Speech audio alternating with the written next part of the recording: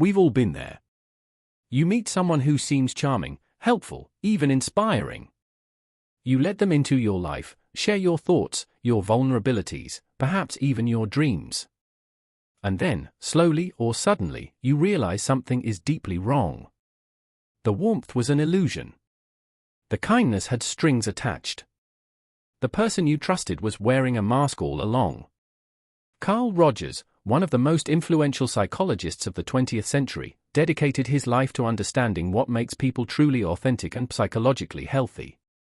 Working from his practice in Britain and across the Western world, Rogers developed person-centered therapy, a revolutionary approach built on genuine human connection, empathy, and unconditional positive regard. But in doing so, he also became acutely aware of the opposite, the personality patterns that destroy trust, manipulate others, and create psychological harm. Today, we're exploring 7 personality types that Rogers and his followers identified as fundamentally incompatible with genuine human connection. These aren't clinical diagnoses, they're patterns of behavior, ways of relating to others that signal danger. Some are obvious. Others hide in plain sight, disguised as confidence, helpfulness, or even love. Understanding these patterns isn't about becoming paranoid or cynical.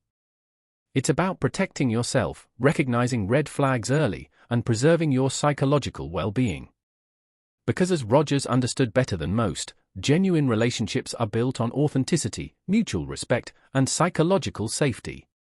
And these 7 types threaten all 3. Let's begin. The conditional lover, the person who keeps score. Rogers built his entire therapeutic approach on one revolutionary concept: unconditional positive regard. The idea that people flourish when they're accepted for who they truly are, without judgment, without conditions, without having to earn love through performance.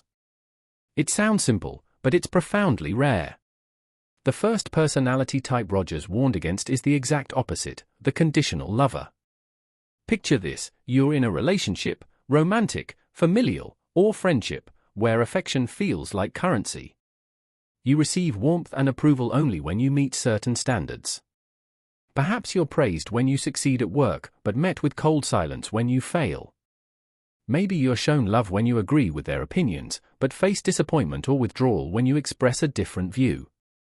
In Britain, where emotional restraint is often culturally valued, this pattern can be particularly insidious. It masquerades as having standards or expecting the best from people you care about. But there's a crucial difference between healthy boundaries and conditional love.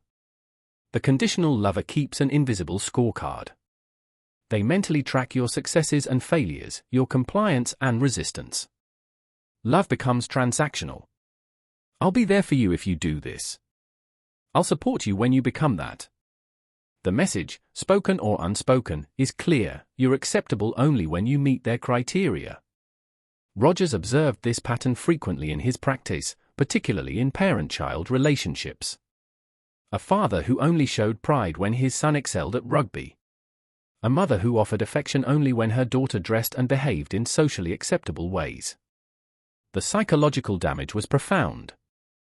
Children raised with conditional regard learn to suppress their authentic selves, developing what Rogers called conditions of worth, the belief that they're only valuable when they meet external standards. But this pattern isn't limited to childhood. Adult relationships suffer the same toxicity. A partner who threatens to leave when you gain weight. A friend who's supportive only when your life is going well. A colleague who's warm when you're useful, cold when you're struggling. The danger here is subtle but devastating. You begin monitoring yourself constantly, editing your thoughts, suppressing your feelings, performing a version of yourself you think will maintain their approval. Your authentic self withers. Anxiety grows. You lose touch with who you genuinely are. Rogers believed deeply that people need unconditional acceptance to psychologically thrive. Not unconditional approval of every behavior. Boundaries matter, but acceptance of the person's inherent worth regardless of their achievements, appearance, or compliance. The conditional lover cannot offer this. Their affection is a reward system, and you're the trained animal jumping through hoops for treats. The exhaustion is real. The damage is lasting. The incongruent facade, when words and actions never match. Rogers introduced another foundational concept to psychology: congruence. The alignment between what someone feels internally, what they say, and how they behave. Genuine people are congruent. Their inner experience matches their outer expression. You can trust them because they're internally consistent. The second dangerous personality type is the complete opposite, the incongruent facade. These are people whose words, emotions, and actions exist in separate universes.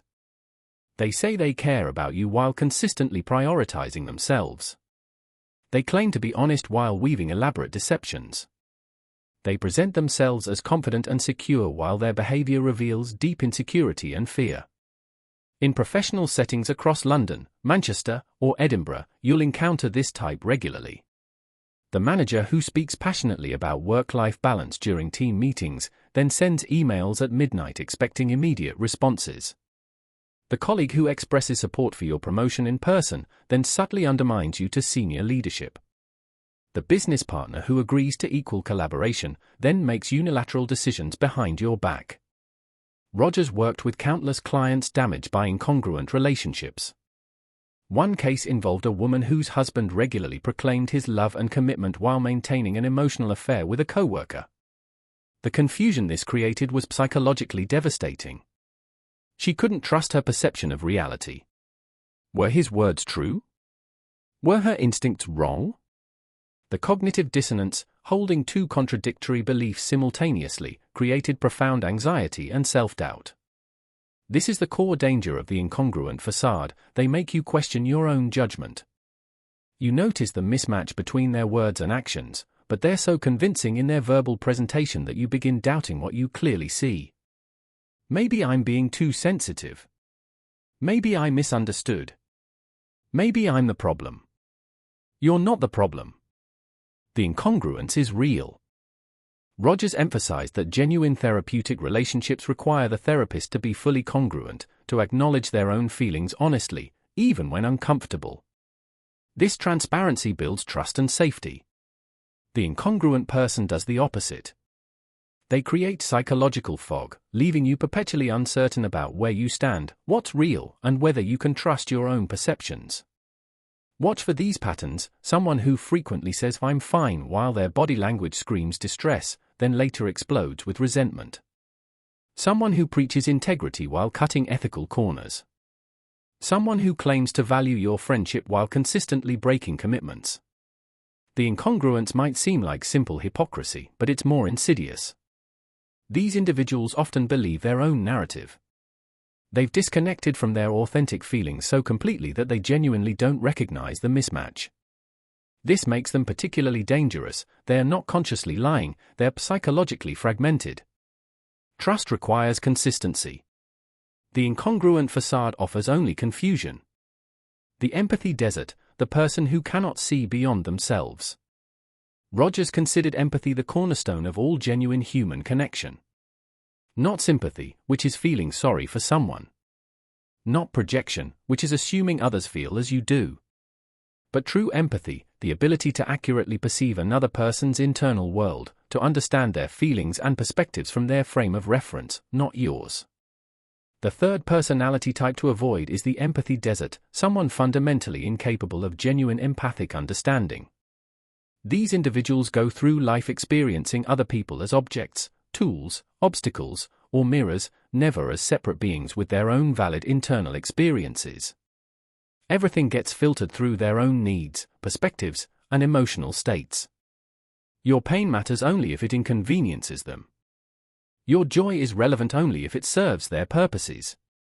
In Rogers' practice, he often worked with people recovering from relationships with empathy-deficient individuals. One particularly striking case involved a young man from Birmingham whose father had never, in 30 years, asked him a single genuine question about his inner life.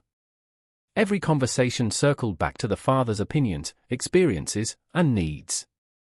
The son felt invisible, unreal, psychologically erased. This pattern manifests in countless ways. The friend who responds to your grief by immediately sharing their own vaguely related story, never actually engaging with your experience. The partner who, when you express hurt, immediately shifts to defending themselves or explaining why you shouldn't feel that way. The parent who interprets their child's every behavior through the lens of how does this reflect on me? Britain's cultural emphasis on emotional restraint can sometimes mask this pattern. Someone might appear to be giving you space or respecting your privacy when they're actually incapable of engaging with your emotional reality. The difference becomes clear over time. Genuine respect involves occasional deep engagement, empathy deserts involve consistent emotional absence. Rogers discovered that without empathy, no genuine relationship can exist. You might have proximity, shared activities, even legal or familial bonds. But without one person accurately understanding the other's internal experience, you have two isolated individuals performing relationship rather than experiencing it. The psychological impact of prolonged exposure to an empathy desert is profound. You begin to feel fundamentally alone even when physically together. You stop sharing your authentic feelings because the experience of not being heard or understood becomes too painful. Eventually, you might start doubting whether your feelings are valid at all. If no one ever truly sees them, perhaps they're not real. Watch for these signs: someone who never asks follow-up questions about your experiences. Someone who responds to your vulnerability with immediate subject changes or defensive reactions. Someone whose support feels generic, like they're following a script rather than responding to you specifically. Rogers taught that empathy can be learned and developed, but only by people who recognize its absence and genuinely want to change. The empathy desert doesn't recognize the problem. From their perspective, they're perfectly connected. Everyone else simply seems unreasonably emotional or unnecessarily complicated. You cannot build trust with someone who cannot see you. The defensive wall, the person who can never be wrong. Rogers observed that psychological growth requires openness to experience, including uncomfortable experiences like recognizing our mistakes, acknowledging our limitations, and accepting feedback that challenges our self-concept. Healthy people possess what he called psychological flexibility, the ability to adjust their self-perception when confronted with contradictory information. The fourth dangerous personality type lacks this entirely: the defensive wall. These are individuals for whom being wrong represents an existential threat. Their identity is so rigidly constructed that any challenge to their beliefs, behaviors, or judgments triggers immediate, intense defensiveness. They cannot apologize genuinely. They cannot acknowledge fault. They cannot sit with the discomfort of having made a mistake. In workplaces across the UK, this type causes extraordinary damage. The senior executive who makes a costly strategic error but spends months blaming market conditions, subordinates, or timing, anything except their own judgment. The colleague who receives constructive feedback and immediately launches into explanations for why the feedback is wrong, unfair, or based on misunderstanding. Rogers worked with many clients whose lives had been shaped by defensive walls. One memorable case involved a woman from Oxford whose mother had never, in her entire life, offered a genuine apology. Every conflict, every hurt, every obvious mistake was somehow reframed as someone else's fault or wasn't actually a problem at all. The psychological gymnastics required to maintain this rigid self-protection were exhausting to witness and devastating to experience as her child. The core issue isn't that these people never make mistakes, everyone does. It's that they cannot psychologically integrate the experience of being fallible. Their self-concept is so fragile, so dependent on being right, competent, and blameless, that any crack in this facade threatens complete collapse. This creates impossible dynamics. When you're hurt by their actions, raising the issue triggers not reflection or apology, but counterattack. Suddenly you're the one being unreasonable, too sensitive, misremembering events, or deliberately trying to make them look bad. The original issue gets buried under layers of defensiveness. Rogers understood that genuine relationships require both people to acknowledge their imperfections and take responsibility for their impact on others. The phrase, "I was wrong, and I'm sorry," might be simple, but it's psychologically profound. It requires secure self-esteem, the knowledge that making a mistake doesn't threaten your fundamental worth. The defensive wall lacks this security. They've constructed their identity on being right, capable, and beyond criticism. Admitting fault feels like psychological death. Over time, relationships with defensive walls follow a predictable pattern. You stop raising issues because the defensive response is so exhausting and unproductive. Problems accumulate. Resentment builds. You begin walking on eggshells, carefully managing your words to avoid triggering their defenses. The relationship becomes a performance, you protecting their fragile ego, them remaining blissfully unaware of the damage they're causing. In therapy, Rogers would gently help clients recognize their defensive patterns, creating safety for them to acknowledge imperfection without shame. But this only works when someone wants to change. The defensive wall sees no problem. From their perspective, if you're upset, that's your issue. They've done nothing wrong. They never do. Trust requires accountability. The defensive wall offers only explanations. The manipulative architect, control disguised as care. Rogers emphasized that genuine therapeutic relationships are non-directive. The therapist creates conditions for growth but doesn't impose their agenda, manipulate outcomes, or control the client's decisions. Real care respects autonomy. It trusts people to find their own path with support, not direction. The fifth personality type violates this principle completely, the manipulative architect. These individuals cannot tolerate the uncertainty of letting others make free choices. They need control, but they're sophisticated enough to disguise it as love, concern, wisdom, or helpfulness. They're architects of your life, constantly adjusting variables to produce their desired outcomes while making you believe you're choosing freely. In British society, where directness is often avoided in favor of subtle communication, this type can thrive undetected for years. The parent who doesn't forbid you from pursuing a particular career but systematically undermines your confidence through innocent questions and concerns. The partner who doesn't explicitly demand you stop seeing certain friends but creates such discomfort around those friendships that you gradually abandon them to keep peace. Rogers encountered this pattern frequently. One case involved a man from Liverpool whose wife had slowly, over a decade, isolated him from every relationship that predated their marriage. She never issued ultimatums or made explicit demands. Instead, she would become subtly distressed whenever he made plans with old friends, a headache, unexpected anxiety, sudden sadness. Her fragility became a prison. He stopped making plans to protect her feelings, never recognizing the manipulation. The manipulative architect operates through several key tactics. Guilt induction. After everything I've done for you, this is how you treat me. They weaponize their past kindness to control your current choices. Learned helplessness. They position themselves as incapable of handling certain things, forcing you to step in and manage their emotional or practical life. Strategic vulnerability. They reveal pain or weakness precisely when you're about to assert boundaries or make independent decisions, redirecting your focus to their needs. Gaslighting your perception. When you notice the manipulation, they reframe your observation as paranoia, ingratitude, or emotional instability. The particularly insidious aspect is that these tactics often work because they exploit your genuine compassion. You're not a bad person for responding to someone's distress. You're not wrong to care about someone's feelings. The manipulative architect knows this and uses your empathy against you. Rogers would note that healthy relationships involve genuine influence, people naturally affect each other's choices and feelings. But influence is transparent and leaves room for disagreement. Manipulation is covert and intolerant of autonomy. Consider the difference. A genuine friend might say, "I'm worried about your relationship with that person because I've noticed they seem dismissive of you. But ultimately, it's your choice, and I'll support you either way." The manipulative architect says nothing direct but ensures through subtle emotional punishment that maintaining that relationship becomes unbearably uncomfortable. Over time, you lose touch with your own desires. You make decisions based not on what you want but on what will avoid triggering their distress, disappointment, or anger. Your life becomes smaller, more controlled, less yours, all while they maintain the appearance of being supportive, loving, or well-intentioned.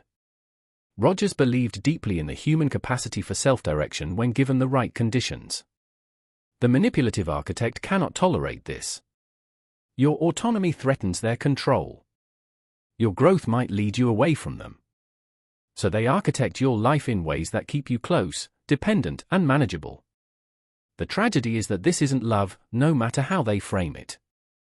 Love wants the other person to flourish, even if that flourishing leads them in unexpected directions. Control wants the other person to fulfill a predetermined role in your narrative. Trust requires freedom. The manipulative architect offers only sophisticated imprisonment. The validation vacuum, the person who drains your energy without giving back. Rogers understood that healthy relationships involve reciprocity. Not transactional equality. You don't measure precisely who gives what, but a general balance of emotional investment, support, and presence. Both people contribute to the relationship's well-being. Both people receive nourishment from the connection. The sixth dangerous personality type destroys this balance, the validation vacuum. These are individuals who relate to others primarily as sources of validation, attention, support, or emotional labor. They take constantly but offer nothing substantial in return. Every interaction revolves around their needs, their feelings, their experiences. You exist in the relationship as an audience, a therapist, a mirror, never as a full person with your own legitimate needs. In cities across Britain, from Glasgow to Bristol, you'll find these individuals in every social circle. The friend who calls only when they're in crisis, disappearing entirely when their life stabilizes. The colleague who endlessly discusses their problems but changes the subject immediately when you mention yours. The family member whose visits feel like emotional performances where you're expected to provide constant affirmation while they show zero curiosity about your life. Rogers worked with many clients exhausted by these one-sided relationships. One particularly striking case involved a woman from Manchester whose sister had, for 30 years, treated her as an unpaid therapist. Hours-long phone calls about the sister's romantic problems, career anxieties, and family drama. But when the client faced her own crisis, her husband's cancer diagnosis, the sister was too overwhelmed with her own stuff to provide support. The validation vacuum operates from a place of deep insecurity. They need constant external affirmation because they cannot generate internal self-worth. But rather than doing the psychological work to develop healthier self-esteem, they extract validation from everyone around them like emotional vampires. The pattern becomes clear over time. Conversational monopolizing. They talk endlessly about themselves but show minimal interest in your experiences. If you manage to share something, they quickly redirect the conversation back to themselves. Crisis addiction. Their life seems to lurch from one emergency to another, each requiring your immediate attention and support. The emergencies might be real, but the pattern is revealing. Selective availability. They're intensely present when they need something, absent when you do. Your text about a difficult day goes unanswered for days, but their crisis requires your immediate response. Inability to celebrate your success. When something good happens in your life, they either minimize it, immediately share their own achievement, or find reasons why your good news is actually problematic. Rogers emphasized that genuine relationships allow both people to bring their authentic selves, including their vulnerabilities and needs. The difference with the validation vacuum is the complete absence of reciprocity. You're allowed to be vulnerable only if it serves as a springboard for discussing their feelings. Your needs are acknowledged only if managing them helps them feel like a good person. The psychological toll is cumulative. After interactions with a validation vacuum, you feel drained, diminished, vaguely resentful but guilty for feeling that way. Aren't friends supposed to support each other? Shouldn't you be there for people you care about? Yes, but support should flow both directions. The validation vacuum flows only inward. Rogers would note that these individuals are suffering. Their insatiable need for external validation stems from genuine psychological pain. But understanding the source of their behavior doesn't obligate you to sacrifice your own well-being to temporarily fill their bottomless pit of need. You cannot trust someone to be there for you who only ever shows up for themselves. The authentic imposter, the most dangerous type of all. We've covered 6 personality types Rogers and his followers identified as fundamentally untrustworthy. But the 7th is perhaps the most dangerous because it's the hardest to detect, the authentic imposter. These individuals have studied what genuine, psychologically healthy people look like, and they've learned to mimic it perfectly. They use the language of authenticity, vulnerability, and emotional intelligence. They mirror Rogers' own concepts back at you. They speak about empathy, self-awareness, and personal growth with impressive fluency. But it's performance, not reality. In Britain's increasingly therapy-aware culture, where psychological language has entered mainstream conversation, the authentic imposter flourishes. They're the person who eloquently discusses their inner work while consistently mistreating others. The leader who speaks beautifully about psychological safety while creating toxic environments. The partner who can analyze relationship dynamics with therapeutic precision while refusing to actually change harmful behaviors. Rogers himself encountered this phenomenon, though it was rarer in his era. As psychological concepts became more widely known, some individuals learned to weaponize that knowledge. They could talk the talk flawlessly. They understood conceptually what empathy, congruence, and unconditional positive regard meant. But the understanding remained intellectual, never integrated into actual behavior. One of Rogers' later colleagues described a particularly striking case, a therapist who could articulate person-centered principles brilliantly in supervision but treated clients with subtle condescension and control. He knew the right words, the correct concepts, but his behavior revealed the opposite. When confronted, he'd use more therapeutic language to deflect, "I hear that you're experiencing me that way. I wonder what that brings up for you." Turning the observation back on the observer rather than genuinely reflecting on his impact. This is what makes the authentic imposter so dangerous. They've learned to use the language of psychological health as a defensive weapon. When you raise concerns, they respond with therapist speak that sounds profound but avoids accountability. They are holding space for your feelings rather than acknowledging they caused those feelings through their actions. The key patterns to watch for. Fluent but empty language. They use psychological terminology impressively, but their behavior consistently contradicts their words. They talk about boundaries while violating yours. They discuss authenticity while being deeply inauthentic. Performative vulnerability. They share carefully curated vulnerable moments that enhance their image rather than revealing genuine struggles. The vulnerability serves their narrative rather than inviting real connection. Selective self-awareness. They can analyze their own psychology eloquently in ways that make them look insightful and growth-oriented, but this awareness never actually translates to behavioral change. Weaponized therapy language. When confronted, they use concepts like projection, defensiveness, or emotional regulation to suggest you're the one with the problem, not them. Rogers believed that genuine psychological health involves integration, your understanding, feelings, and behaviors align. The authentic imposter has understanding without integration. They know what they should be, but they cannot actually become it. The tragedy is that these individuals are often quite intelligent and perceptive. They genuinely understand psychological concepts. But they relate to that understanding as a tool for managing their image rather than a framework for genuine transformation. In some cases, they may even believe their own performance. The disconnect between their self-concept and their actual behavior is so complete that they genuinely think they're as authentic, empathetic, and self-aware as they claim. This makes confrontation nearly impossible. You're not dealing with conscious deception but with a fundamental gap between self-perception and reality. Over time, relationships with authentic imposters create a particular kind of confusion. On the surface, everything sounds healthy. They say all the right things. But something feels consistently wrong. You can't quite articulate it because they've covered all the bases verbally. The dissonance between their eloquent words and their subtle actions leaves you questioning your own judgment. Trust your instincts. Rogers emphasized that genuine authenticity has a felt sense. It's not about using the right language, it's about consistent behavioral integrity. When someone's actions repeatedly contradict their psychologically sophisticated words, believe the actions. The authentic imposter is the most dangerous type precisely because they look like the solution while being part of the problem. Building genuine trust in an imperfect world.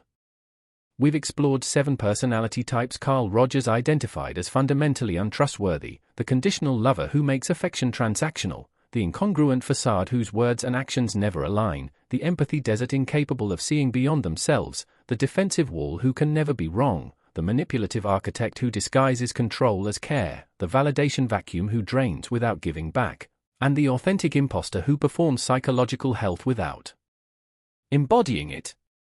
Understanding these patterns isn't about becoming cynical or suspicious of everyone you meet. It's about developing discernment, the ability to recognize genuine connection from sophisticated imitation. Rogers spent his career studying what makes relationships psychologically nourishing.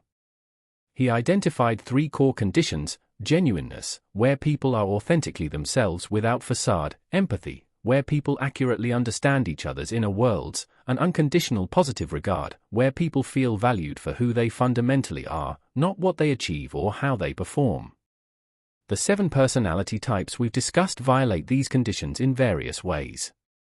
They cannot be genuine because they're too defended, too fragmented, or too performative.